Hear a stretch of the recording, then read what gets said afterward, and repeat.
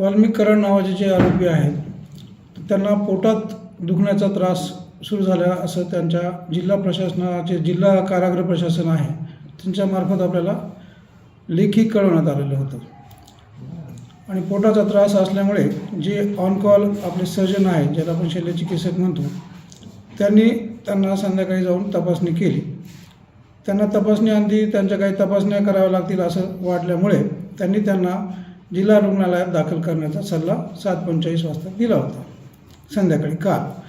त्याप्रमाणे कारागृह प्रशासनाने त्यांना रात्री 12:30च्या दरम्यान जिल्हा रुग्णालयामध्ये आणून दाखल केलेले होते.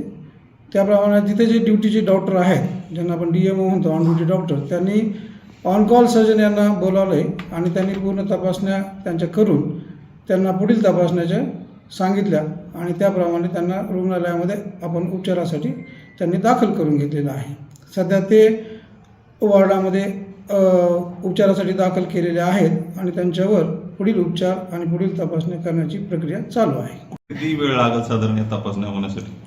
सध्या तरी त्यांना सोनोग्राफी आणि रक्ताच्या तपासण्या आणि त्यांचे जे इतर मूळ आजार आहेत त्याबद्दलच्या तपासण्या आहेत, एक्सरे वगैरे, ECG, या एक बेसिक तपासण्या सगळ्या त्यांनी सांगितलेल्या आहेत. लघवीची तपासणी आहे, रक्ताच्या तपासण्या आहेत आणि सोनोग्राफी आहे.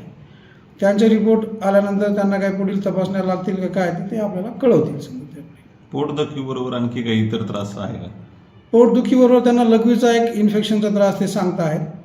त्याच्यावर पण त्यांनी तपासण्या ज्या योग्य कराव्या लागतात त्यांनी त्याच्यामध्ये ॲडवाईस केलेल्या आहेत.